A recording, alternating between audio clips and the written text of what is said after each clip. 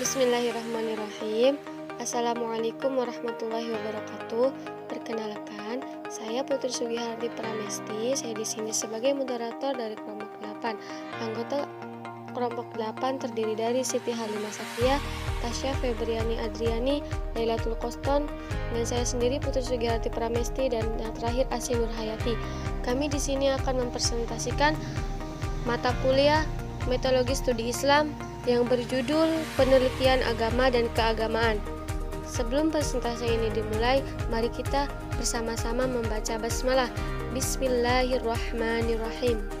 Penelitian agama dan keagamaan. 1. Arti penelitian agama. Penelitian adalah sistematis dan objektif untuk mempelajari suatu masalah dan menemukan prinsip-prinsip umum. 2. Penelitian agama dan keagamaan. Menurut Muhammad Atho Mudzakkar, beliau menginformasikan bahwa sampai sekarang istilah penelitian agama dan penelitian keagamaan belum diberi batasan yang tegas. Penggunaan istilah yang pertama, penelitian agama. Yang keduanya ini adalah penelitian keagamaan.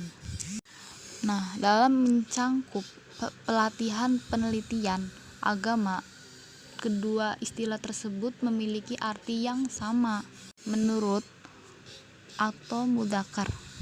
Nah, dalam penelitian agama yang sasarannya adalah agama ini sebagai doktrin.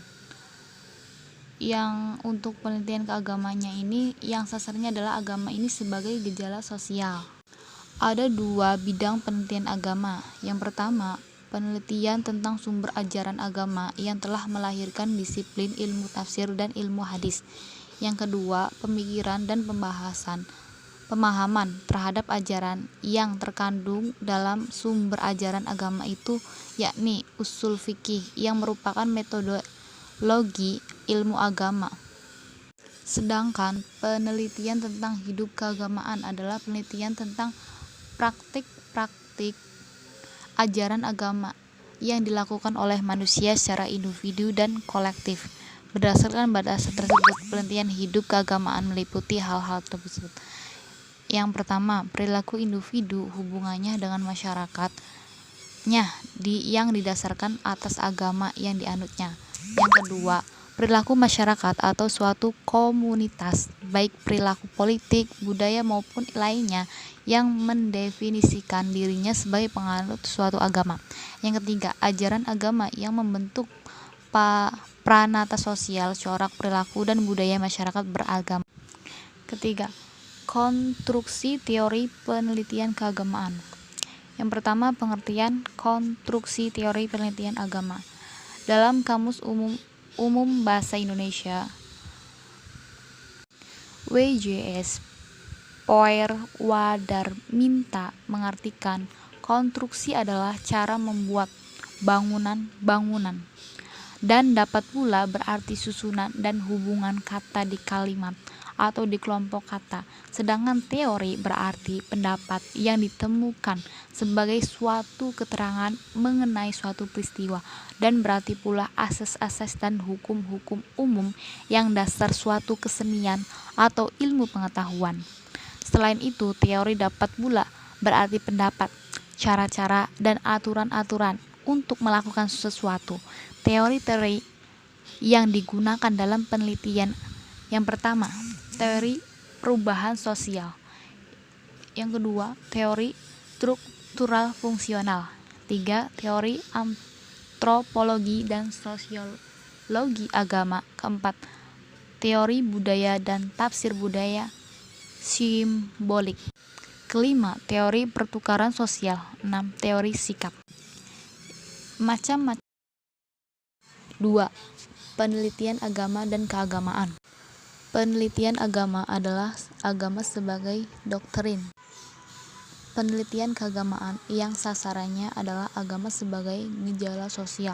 Maksudnya, dalam penelitian agama ini adalah agama sebagai doktrin. Nah, dalam doktrin ini suatu akidah atau kepercayaan kepada Tuhan, suatu ikatan kesadaran dan penyembahan secara spiritual kepadanya.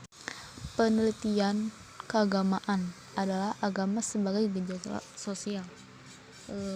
berbagai pengaruh agama terhadap tingkah laku masyarakat, sehingga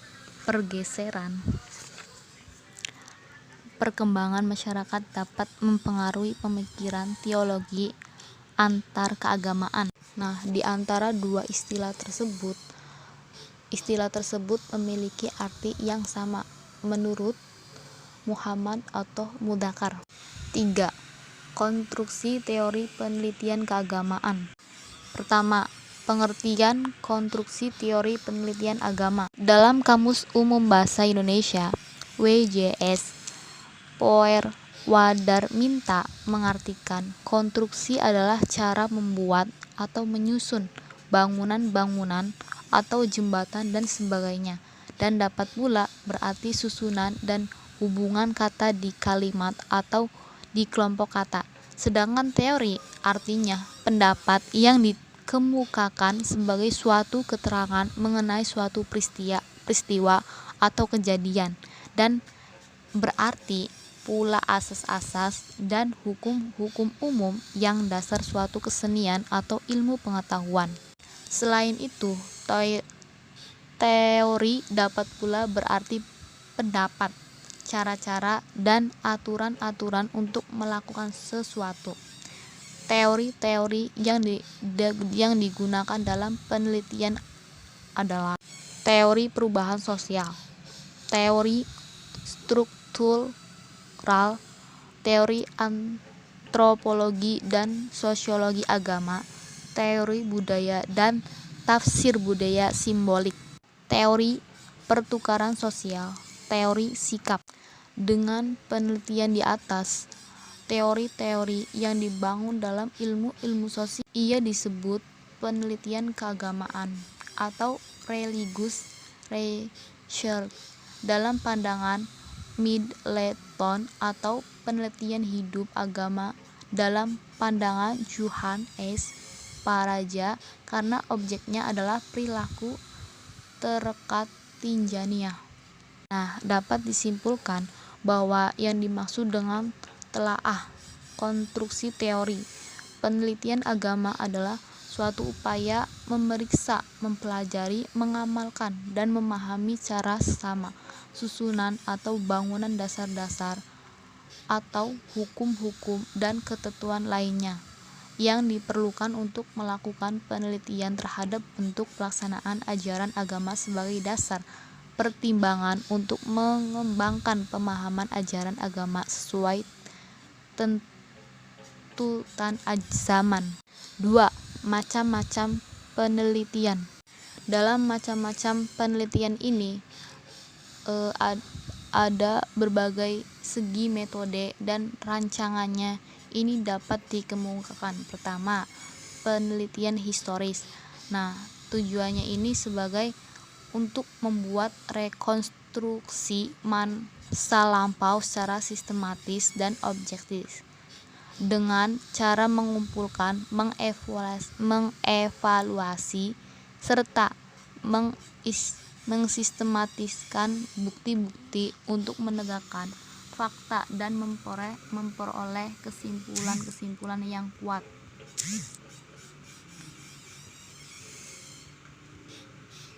Macam kedua, yaitu penelitian kasus dan penelitian lapangan.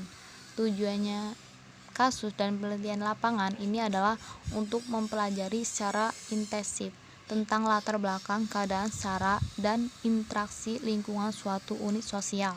Macam ketiga, penelitian korelasional. Nah, tujuannya untuk mendeteksi sejauh mana variasi-variasi pada suatu faktor berkaitan dengan variasi-variasi ada satu atau lebih faktor lainnya berdasarkan koefisiensi korelasi.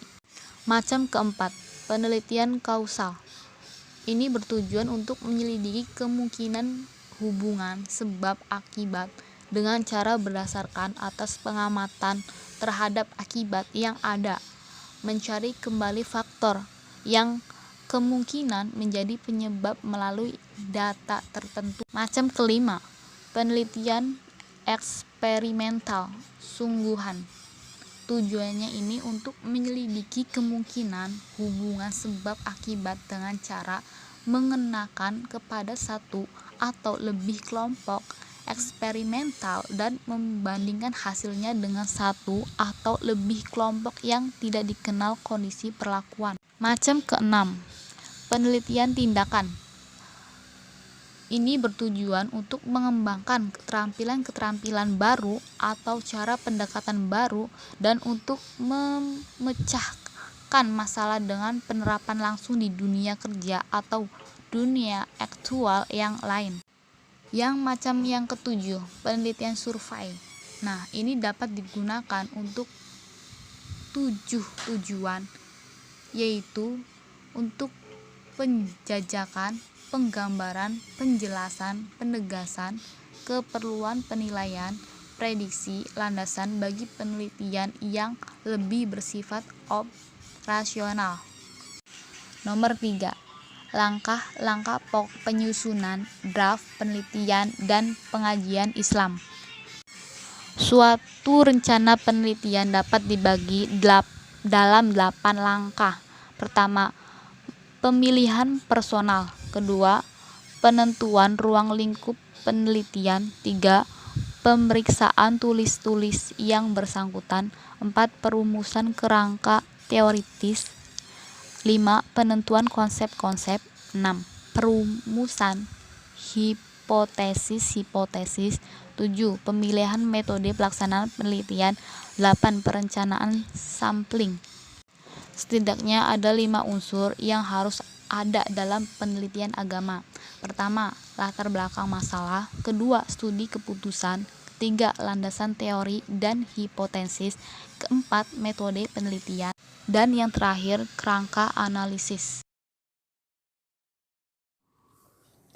Saya akan menjelaskan model-model penelitian agama.